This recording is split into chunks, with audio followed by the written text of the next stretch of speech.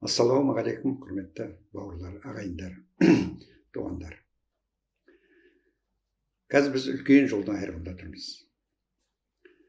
Осы жолды қазір қалай таңдаймыз? Бірінші бір жол, ол рахат өмір сүру, екінші жол, үшінші дүниелік соғыс. Бұл жөнінде барлық дінде айтылған, барлық көріпкелдер айтылған. Енді қазір бізде бүкіл мына исламдар егер имам Мағдиді күтіп отырса, христиандар царпомазник деп отыр, великий гончар деп отыр, или жаңағы миссионер деп отыр. Сол сияқты мына нелер индустар қалқа аватарды, еврейлер машияқты. Ал мына индистердің несі қоппи жаңа тайпасы ол белый брат деп күтіп отыр. Ол белый брат қашан келеді? Кім ол? Оны мына нелердің ішінде мен оқыған мына көріпкелдердің ішінде мына Парацельстің. Ол әрине ол жазып отыр. Ол келеді. Ол біріншіден недің бірінші прародитель всех наций деп отыр. Барлық ұлттың әкесі мен шешесі. Соның представителі. Ол бұрынғы гиперборея деп. Сосын екінші, ол мына үлкен аурудың кезінде келеді деп отыр. Үлкен ауру деген қазір мына басталып жатқан коронавирусымыз. Әрине, мен бірінші оны ойлағаным жоқ. Бірінші мына ауру отқасын, кілең ауру басталғасын бірінші шыққан. Аурулар не дейді. Енді біз оның мақсаты не? Біздің жаңа келетін миссионердің мақсаты не? Бұл мына қазіргі система управления государством дейді. Мемлекетті нету, жаңа басқару жүйесін өзгерту. Онсыз біз алға қарай кете алмаймыз. Енді біріншіден, енді маған қызық болғаны, бұл енді прародитель всех наций кім дегенде Құранның жаңағы 49 сүренің 13-ші аятында жазылған. Барлық ұлттың, барлық адамзаттың әкесі мен шешесі Адам ата мен Хауа. Содан кейін олардың бәрін ұлтқа, руға, жаңа тайпаға бөлдім деп жазып отыр. Енді маған олардың Адам ата мен Хауа қай тілде сөйледі? Соны білгім келді. Содан жаңағы Бақара сүресінің жаңағы Бақара 2-ші сүре ғой енді. Бақара сүресінің 31-34-ші аятында жазылған. Алла тағала Адам атаны неге үйреткен жаңағы? 7 қат көктің календарына үйреткен. Сосын періштелерден сұрағанда періштелер білмей қалған. Білмегесін Адам атаны сұрағанда Адам ата айтып берген. Айтып бергеннен кейін періштелеріне Адам атаға тағзым ет дегенде ішінде ібліс тағзым етпейді. Неге тағзым етпейсің дегенде Алла тағала мені оттан жаратты, ал адамды саздан жаратты. Мен неге тағзым етуім керек? Содан кейін Алла тағала айтады, сен енді тозаққа барасың деп. Тозаққа барасың деген сөз оның жанын ликвидировать етеді деген сөз. Сосын ібліс айтады, ең болмаса осы адамзат өмір сүріп біткенше ең болмаса мені қалдыр деп. Соны рұқсат берді. Енді маған қызық тағы да бір түсініксіз болған жері, Адам ата мен Хауа қай тілде сөйлейді?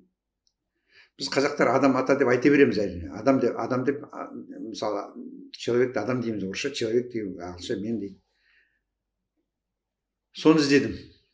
Соны іздесем, жаңағы біздің енді қазақтың несі бар ғой жаңағы. Біздің жаңағы Наурыз дегеніміз бар. 14-інде біздің мына батыс Қазақстанда көрсеміз. Ал 22-сінде тойлаймыз. Неге 22-сінде тойлаймыз? Соның 15-інде мен 2015 жылы осы 10-ші неде март айында мен Кореяда болдым. Сосын 14-інде мен болатын білем, 14-інде Наурыздың ақша қары болатын, жел болатын. Соны Кореядан күттім сол желді. Кореяда 18-інде болдым. Содан кейін ойланып қалдым, шынына бұл айдың циклы екен, 22-сінде неде болады? Америкада болады. Енді 22-де Америкадан календар іздесем, соны Ллойд Аргулис деген жаңағы майя календар жөнінде көп әңгіме жазған екен. Олар бәрі сол күн дейді. Оны майяның тілін неткен Кнорозов деген Иван. Санкт-Петербургтың жаңағы ғалымы. Соның арқасында жаңа ананың бәрін цолкын деген сөз артынан қарап жатсаң цолкын емес толқын екен. Енді ана ненің несі жеті қат көк деп отқаны бірінші қат жер мен ай, бірақ ненің несінде қап деп айтып отыр жаңа календарында, майяның календарында. Неге қап деп отқанын мен білмеймін әрине. Сосын күн системасын ол қатун деген. Біздің қатын деп жүргеніміз, әйел қатын дейміз, ол күнім деген сөз екен. Сосын үшінші мына галактика Млечный путь дейміз, или қазақша құс жолы дейміз. Оның ортасы несі темірқазық қой. Сондықтан жаңа оны олар бақтын деген. Одан кейінгі ғылымда ашылмаған. Одан кейін бүктің, қалаудың, күншілдің, алаудың деп жеті қат көктің календары айтып отыр. Сонда жердің мысалы несі, айдың әрбір кезеңі 4 кезең бар ғой. 7 күннен 28 күн болатын болса, айдың 3 айдан 4 айда 12 ай. Ал жердікі 20 жыл, сонда 80 жыл екен. Ал ненікі галактика Млечный путь бақтыкін ол жаңа 4 жылдан 1600 жыл. Ал бүктіндікі 8000 жылдан 32000 жыл. Ал ненікі алаудыңдікі ол 64 миллион жыл әрбір кезеңі. Оны 4-ке өтсек 252 миллион, 512 миллион жыл ма сондай. Сонда мына юра период деп отқаны бар қазір, юра дейміз, геологтар жақсы біледі.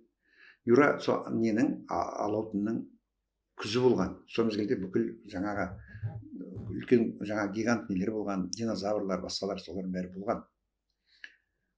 Нелердің бәрі үлкен болған жаңа. Адам да биік болған, жануарлар да бәрі де биік болған.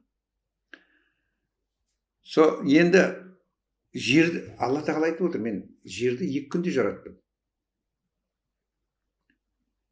Сонда жер 2 күнде болғанда, сонда жердің жасы шамамен 600 миллион жыл екен. Жаңа әрбіреуін жаңа 512 жылға 664 миллион жылды қосқанда, күзін қосқанда 570-ің үстіне шығады да, содан кейін қазір қысы басталды. Қысының енді бәрі қаншасы кетті мен білмеймін, бірақ жаңа шамамен 600 миллион жыл. Енді оның әрде зерттеу керек. Сонда біздің 5 миллиард деп отқан жердің жасы дұрыс емес болып шығып отыр. Сонда мына егер оны 6 күнде жараттым десе 64 миллион жаңа. Сонда жердің жасы ол көп емес көп. 1 миллиардтан артық. 7 қат көктің календары жаңа. Барлығының пайда болғаны 1 миллиард жылдан артық. Соған жеткеннен кейін таң қалдым. Сосын енді мына қарасам, бәрі қазақша сөйлеп отыр екен. Енді мына Америка Кордильера деген тау бар. Қарды ел деген ол снежная страна деген. Аляска деген алысқа деген сөз. Ал мына Анды деген әнді музыкальный деген сөз. Мына неде Перуда үлкен топан судың кезінде салынған үлкен құрылыс бар. Оны ойлан тай таңба деп отыр. Ойлан деген думай, тай деген жүрген, таңба деген знак. Сол сияқты мына Бразилияда үлкен өзен бар, Паран деген. Басында көңіл аударғаным жоқ. Бірақ сол Паран өзенінің бойында сарқырама бар, водопад дейді ғой. Сол сарқырманың аты Егасу су. Ектен вода через подбородок деген жоқ қой, ектен асқан су. Ал өзеннің аты Паран емес, бір ана святая мать деген сөз. Сосын жаңа таң қалғаным, мемлекеттің аты Бразил. Сол сияқты мына Венесуэла деген не бар, мемлекет бар. Венесуэла деген. Ал несі? Астанасы Қарақас. Енді черный бровь деген сөз ғой шына келгенде. Сонда Суринам деген, кілең ана деген сөзді көп қосқан сол жерде. Чили деген чиелі, вишнян шыққан жер. Сонда аттардың бәрі Америкадан пайда болған. Сонда ана Друнвал Мелкисидің кітабын оқыған мезгілде қазақ жаңа мына майя қайда кетті деп сұрағанда, майя секретный жаңа құпия секретный миссиямен батысқа қарай кетті деп. Ол қандай секретный миссия, мысалы, қандай секретный миссия бар? Бірақ жаңа мына келгеннен кейін қазақтың тарихын қарап отырсаң, бірінші Атилла деген бар. Атилла шабуыл жасайды жаңа батысқа. Содан кейін барып жаңағы қыпшақтар шабуыл жасайды. Содан кейін Шыңғысхан мен Батухан шабуыл жасайды. Бұлардың бәрі неге шабуыл жасайды деп барып тонамайды деп ойладым ғой. Сонда олар өздерін келіп құртатынын білген. Олар да көріпкел болған ғой енді, көріпкел болған, олар бәрі білген. Сондықтан жаңағы мына испанстардың, португалистардың, жаңағы ағылшындардың, француздардың бәрі келіп, ана индейцтердің бүкіл әке шешесін өлтіріп, балдарын бәрін өздерінің тілінде тәрбиелеп, содан кейін олардың тілдері өзгеріп кеткен. Сондықтан біз ненің тілін, индейцтердің письменсын бәрін біз жоғалтып алдық нәрсе сөзден. Оны артынан кнорозов деген шешті, бірақ оның бәрі бірдей жаңағы дұрыс деп айту қиын, оны тағы да зерттеу керек. Негізі он деген сөзді оқ деп отыр, оны ын болуы мүмкін. Сондай нелер, кішкентай қателер көп. Енді осының бәрі әрине осының бәрін айтқанмен енді жақсы айт. Но адам қашан келеді дегенде процестің несінде айтып отыр жаңа көріп келдің предсказаниесін. Во время великих болезней деп. Енді қазір келіп атқан болезнь, вот это есть пандемия коронавирус деп атқанымыз, ол болезньді баяғыда білген осының аурудың келетінін. Сондықтан енді осы аурудың бәрі ол просто нетіп атқан жоқ, осы адам даму. Енді осы адамдардың бәрі неге біз осындай болып кеттік? Неге осындай біз неден болды деген әңгіме туады. Сонда мына ең бірінші мына қазақтар осы келіп бүкіл дүниесінің бәрін басып алып, олардың бәрі бір кімдерді отырғызып жаңағы өзінің ұрпақтарын отырғызып бірде-бір масондарды жаңа іблістің адамдарын кіргізбеген басқаруға. Ал мына қандардың арасында соғыста, мына бірінші дүниежүзілік соғыстан кейін, сол мына революция кезінде нелер кіріп кеткен уже. Мына не партия құрылып, содан кейін партия құрылғаннан кейін олар партияның бәрі келіп, оның ішіне барлық кілең жаңағы дұрыс та бар, дұрыс емес те бәрі де кірді. Кірді келіп осы халықтың ең игі жақсыларының бәрін құртты, бәрін атты, өлтірді. Қазақтың билерін бәрін өлтірді, жазушыларын өлтірді, тарихшыларын өлтірді. Сол сияқты басқа ұлттардың бәрін де өлтірді. Сонда бұның бәрі неге жасап жатыр? Сонда біздің немізде, біздің айтып отқан Иосиф Виссарионович Сталинімізде соның адам болып тұр. Біздер күшті басқарды бүйт дейміз. Шынына келгенде ол бәрі қалай басқарды? Бәрін құртты. Олай өйтіп басқарам адам. Олай дұрыс басқармады. Енді қазір біздер бәріне, енді бізде қазір партия құрғаннан кейін, енді біз мемлекет құрып жатырмыз. Государство. Енді екінші дүниежүзілік мемлекет пен мемлекеттің арасында соғыс. Оны тағы да масондар екі жақта. Германияға да ақша бөлді, Совет одағына да ақша бөлді. Екеуін бір-біріне соғыстырып қойды. Біздер соғысып жеңдік деп мәз болып отырмыз. Шынында келгенде кім жеңді? Шынында келгенде біздер жаңа іблістің адамдары жеңіп отыр шынында келгенде. Енді кеше біз егемендік алғаннан кейін, енді бізде бәріміз ақшаға тәуелді болдық. Енді үлкен қалалар салады, мегаполис дейді ғой, үлкен қалалар. Енді бұрын қазақ, мысалы, адамдардың көбі жазда жайлауда, қыста қыстақта, өздерінің күндерін өздері көріп, ешкімнен жаңа ештеңе сұрамайды, ақшасыз өмір сүріп еді.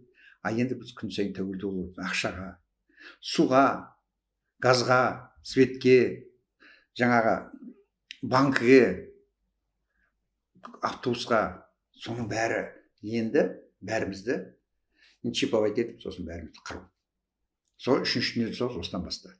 Енді біз бұның бәрін болмасында болмас үшін істеуіміз керек енді. Әңгіме сода болып тұр.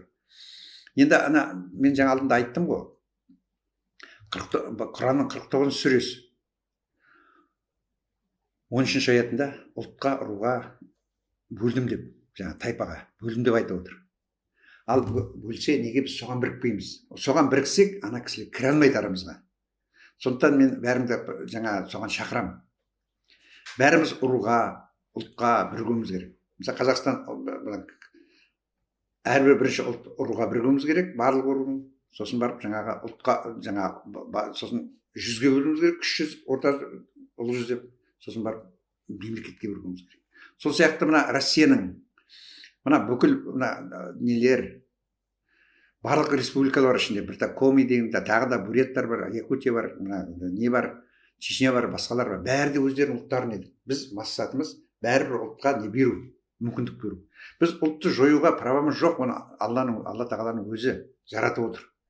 Біз оның қалай неміз бар. Сосын алдыда мемлекетті құрды. Мемлекетті құрғаннан кейін жұрттың жерді сата бастады. Жер деген мемлекеттің жері емес, мемлекет деген бәрі абстракт нәрселер. Енді олардың бәрі неге біз сатамыз? Енді жер сатып, бәрі жер сату басталды. Неге жер сатуымыз керек, сатпауымыз керек жерді? Қазір бізде мына 2012 жылдан бастап ақыр заман басталды. Енді күндердің күндері жер топан су басады. 2407 жыл ол бітеді ақыр заман. Оған әлі 300 жыл бар. 300 жылдың үстінде. Енді сол мезгілде біз адамдардың бәрін қорғауымыз керек. Бір жерде не болса, жаңағы қиындық болса, екінші жерге апарып. Сондықтан әрбір біз қалаға жиналмауымыз керек. Партияға жиналмауымыз керек. Біз әрбір ұлттың, әрбір рудың өздерінің ауылдарын салуымыз керек. Сосын өздері жаңа тәрбиелік жұмыстарын, сосын өздерін жаңаға ағарту жұмыстарын, өздерінің жаңа медицинасын жаңа емдеуін. Бұрын қазақтың әйелдері бірін-бірін босандырып бірін-бірін емдеп жататын еді. Қазір бәріміз дәрі ішетін болып кетті. Дәрі де ол да масондардың шығарып жатқан нәрсесі. Ол обезболить етеді, ол емдемейді, естерінде болсын. Сондықтан біздер бәріміз жиналып, бәріміз бірігуіміз керек. Енді осы мына коронавирустың кезінде ең болмаса бірігіп, мына баллондарыңды алып қойып, басқасын алып қойып, мына нелерді, ағайындарыңды уақытында көмектесуіне бәрі қашпай бір-бірімізге көмектесейік. Біздің ниетіміздің өзі Алла тағала үшін үлкен, ол біз сұрап жатырмыз балалардан. Сондықтан бәріміз бірігуіміз керек. Егер біз бірге бастасақ, сол сияқты басқа ұлттар да бірге бастайды. Біздер неге нетуіміз керек жаңа? Басқа ұлт бізде тұрмау керек. Бәрі де тұру керек. Әрбір өзінің мәдениеті бар, өзінің культурасы. Сосын біз бір-бірімен жарысуымыз керек. Спорттан да, сосын жаңа мәдениеттен де, ағарту жұмысынан да, басқадан сөйтіп жарысып, біз жаңаға дұрыс мемлекет құруымыз керек. Сонда ғана біз дамимыз. Бұл система, мына қазіргі мына 3 жүйе бар. Социалистік социалистік жүйе, жаңа даму жүйесі мемлекет. Екінші капиталистік, үшінші мына арабский халифаттар. Арабский халифаттардың бәрі жақсы. Но олар әлсіз, себебі оларда тек бір не отыра береді. Олар ешкім бәрі байлықтан, олар өздерін қорғай алмайды. Сондықтан біздер өздерімізді қорғай алатын болу керек. Мысалы, нені болатын болса, бізде біріккен ұлттар ұйымын құруымыз керек. Басқа әрбір ұлттың представителі келіп, өздерінің жаңа представителі болу керек. Сонда біздер парламентский управление бар. Әрбір облыс өзінің байлығын өздері нету керек. Мемлекеттің президенті болып, сол жеңіп шыққан, жарыста жеңіп шыққан ұлттың адамы болу керек. Сол мезгілде біздер жарысу басталады. Ал ең артында қалған неге ұлтқа жаңа нелерін ақшаларын аздап кесіп сөйтіп бастауымыз керек. Сонда бәрі алға қарай тырысып, бәрі жақсы дамуға нетуге тырысады. Сөйтіп біз өзіміз алға қарай жүре аламыз. Басқа мына системаны өзгертпесек, бізде басқа ештеңе болмайды аяғын. Себебі арамызға әрқашанда кіріп кетеді. Енді мына бізде басшылардың көбі, кеше біздің елбасы Қазақстанды көтерем деп амал жоқ, мына масондарға кіруі мүмкін. Бірақ олардың жасын неге ұзартып жатыр? Алла тағала оларды райынан қайтсын деп отыр. Сондықтан біз бұларды неге жібермеуіміз керек? Бәріміз де пендеміз ғой. Қателеспейтін адам болмайды. Қателестік, ақшаға құнықтық, жер сатуға қол қойдық. Енді оның бәріміз тоқтатып, бәріміз Аллаға қарай бет бұрайық. Сол басшылардың бәрі біз оларға айтайық. Или бізге қосылмасаң өзің бөлек, ақшаңды алып жүре бер. Мысалы, қайда барасың, онда бар деп. Сол мезгілде олар қосылса, олардың жаны да, басқасы да жаны жұмаққа барады. Сондықтан егер де біз кісі өлтіруден, адамдар қырудан бастасақ, ол жақсымен бітпейді. Не де болса біз қамқор болуымыз керек. Барлық халыққа, даже өзіміздің жауымызға да қамқор болуымыз керек. Өзімізді кінәлаған. Ола бұрын ондай басына бақпен бағасын адам шатасуы мүмкін. Сосын мәжбүр қылуы мүмкін мына масондар. Сондықтан бәрін айтсын да, шындығын айтып, кешірім сұрасын, біз кешірейік. Содан кейін барып, Алла тағала бізде, сосын Алла тағаладан сұрайық оларды кешіруін, бәрімізді жабылып. Сонда біз жақсарамыз деп ойлаймын. Бірақ біз жаңағы ешқашанда әрбір облыс өзінің экономикасын өзі басқару керек. Сосын 100-ге бірігуіміз керек те, сосын қазақтың 300, орыстарды, басқаларды бәрінде тіркеуіміз керек. Сонда ғана дамимыз. Бізге ақша емес, біз жанымызды сақтап қалуға тырысуымыз керек. Біздің жанымыз вечно, мысалы. Егер тозаққа барсақ, болды, біздің жанымыз ликвидация. Ібіліске жібереді, ібіліс 2 рет туғызады, бізді жібереді программамен. Біз соны жасап жасаймыз да, сосын қайтып келгенде одан ликвидация. Алла тағала өзі жаратқан жанын өзі ликвидация жасағысы келмей отыр, жойғысы келмей отыр. Сондықтан ібілісті алып қалып отыр. Ібіліс ол ойына келген жасап сөйтіп отыр. Біз бәріміз қате бәрімізден бар. Мен ешкімді бәрі идеален деп айта алмаймын. Менен де бар, басқасынан да бар, бәрінен де бар. Бірақ жаңағы біз кешірімді болуымыз керек. Сондықтан бәріне айтуымыз керек, бәріне. Қазір бәрі қорқып отыр. Мысалы, Путинді түсіп қалса мен ертең атып тастаймын, бүйтемін. Жоқ, біз бәрін ешкімді атпауымыз керек, бәріне кешірім беруіміз керек. Онсыз біз жаңа мемлекет құра алмаймыз, біз адам өліммен бастаған нәрсе. Сондықтан ол бара кетем десе ақшасын алсын да кетсін. Бізге тек мына басқа өзіміз ақшаны өзіміз табамыз, ғылымды өзіміз көтереміз. Осы масондардың бәрі осы ғылымның бәрін көтертпей сөйтіп отыр. Ғылымның бәрі басқа. Әйтеуір 99% дұрыс емес екенін білдім ғылымның. Ғылым түбіне жетіп едім мен. Сондықтан енді ғылымды да көтеруіміз керек. Осылардың бәрі халық үшін жасалу керек. Сол мезгілде Алла тағаланың заразы болады. Жер шары Алла тағаланікі. Біз соған адамдарды қорғауға тырысуымыз керек. Сонда Алла да бізді қорғауға тырысады. Енді біз кінәлі, Хаваның атынан кінәлі болдық қой, бір жерге түстік қой. Енді біз жерге адамдардың жанын сақтап қалуға тырысуымыз керек. Ал ұйып тыңдағандарыңа көп рахмет. Менің мақсатым жұрттардың бәрін баяғы революционер ұқсап, жаңа масондар ұқсап бәрін қырып өлтіру емес, жою емес. Біз оның шешімін табу. Сондықтан мен әрқашанда кілең жетіспеушілік, қай жағынан, қандай жерде қандай жетіспеушілік бар деп, сол жетіспеушілікте барып, содан кейін барып, жаңағы қалай жетілдіріп жолды іздейтін едім. Осыдан тапқаным осы енді. Енді менің жұмысымды Алла тағала да оң көріп отыр. Сондықтан коронавирустың кезінде шығады деп еді, шығып отырмын енді. Бірінші немді Алла тағаладан нені сұрап едім, жаңағы нетуді, жаңағы